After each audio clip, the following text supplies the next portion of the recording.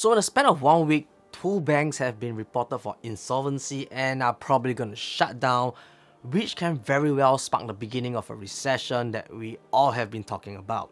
So let's talk about what happened to Silicon Valley Bank, how they ended up in this situation, and what we can expect in the coming months. So if you're in the tech space, we all know a place called Silicon Valley where all the sexy tech startups are. And there is a Silicon Valley Bank which serves as a bank for the tech startups. So to fully understand what happened to SVB or Silicon Valley Bank, we got to understand how a bank works other than knowing it's a place for us to deposit our money and get some high interest rates, which is kind of what caused the downfall of SVB. So a bank accepts deposits from customers like you and me and pays us an interest for leaving our money with them.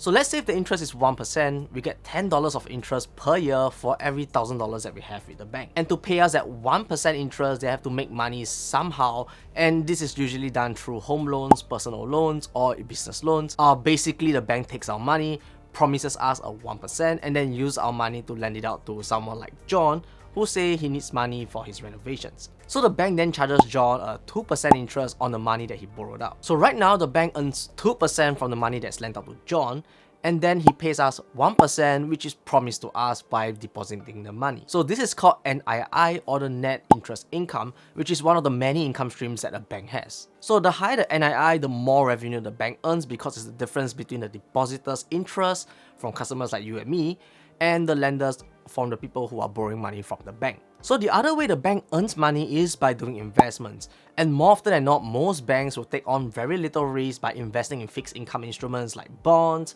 funds, or even other securities. So now we know the 2 ways that the bank earns money, and this is how it plays into SVB's downfall. So for the past 10 years, when the tech scene was booming, startups were raising crazy funds of money, and in 2019 alone, $1.15 billion was raised across 387 deals, compared to the $1.3 billion that was raised over 416 deals in 2018. So this means that the amount of money raised per startup was increasing at an insane value. So when tech startups got their money, they deposited their funds or money into SVB, and the money was either loaned out to others who needed loans or placed into fixed income instruments. So back in 2019, the interest rates were sitting at 1.5% or 1.75%, which was insanely low compared to the rates right now. So having a fixed income instrument could yield a little bit more than 1.5%, which was a no-brainer, and they are pretty much very safe asset. So as a bank, you can earn interest from your investments and the loans, and then pay out interest to your depositors. So in the event that maybe the bank requires some cash because customers are withdrawing huge sum of money for their daily expenses,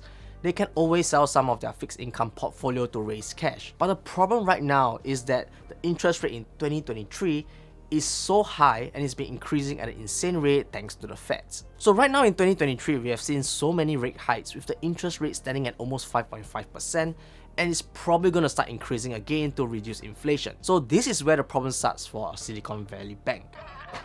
This is how it begins.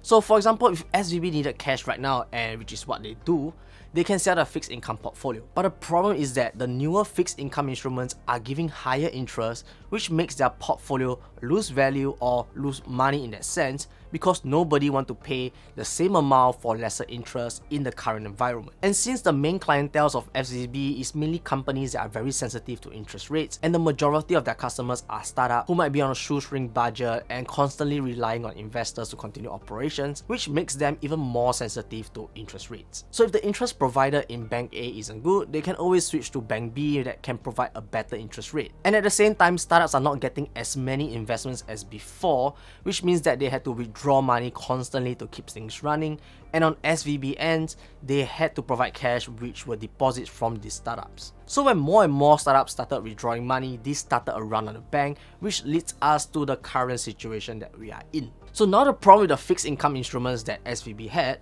was that they were not set to mature anytime soon, which is a huge problem, because selling these instruments today at a high interest environment has greatly devalued the whole portfolio that SVB has. So think of it as buying a bond that is paying a 2% interest with a maturity of 24 months, for example. But halfway through the 24 months, interest rates went up, and now you can get a 4% on interest for a 12-month bond.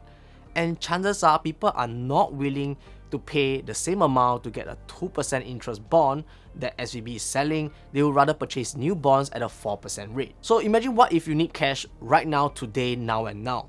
So you can consider selling your bonds, but you'll probably incur fees or forfeit some interest, which is the situation that SVB is in right now. So the longer the SVB holds onto their bonds, the less value they will become because interest rates are increasing. So the other option for SVB is to sell their bonds portfolio right now, which is valued at $21 billion, and this will incur a loss of $1.8 billion, which is insane. So this brings us to the question, how will this affect me and you? So for the common man on the street, I think the biggest worry that we will see, or the worst case scenario that we can expect, is that there will be more tech layoffs, because a lot of these companies that deposited money into SVB, most of the sum are not covered by FDIC, which means technically the sum of money there is probably evaporated. Randy, it's gone! It's all gone! And some of these companies that are affected are companies like Roku that almost had $5 million with SVB. Then there's BlockFi that has about 227 million. You have Circles, the issuer of USDC. They have like 25% of their assets kept as USD with the Silicon Valley Bank. There's Avalanche as well that has 1.6 million.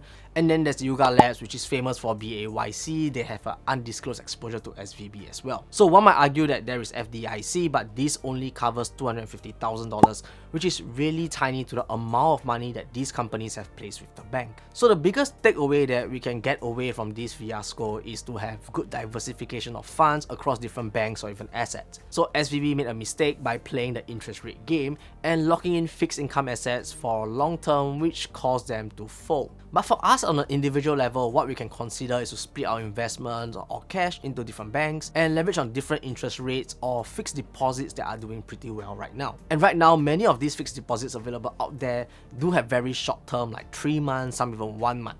And this can bring us pretty good interest as well. But I guess we got to see what happens in the next few months, whether we'll start entering a recession or there will be more casualty before a recession will be officially declared. But whatever happens in the next few months, I do hope that you guys stay safe. You guys please invest safe, and I'll see you guys in the next one.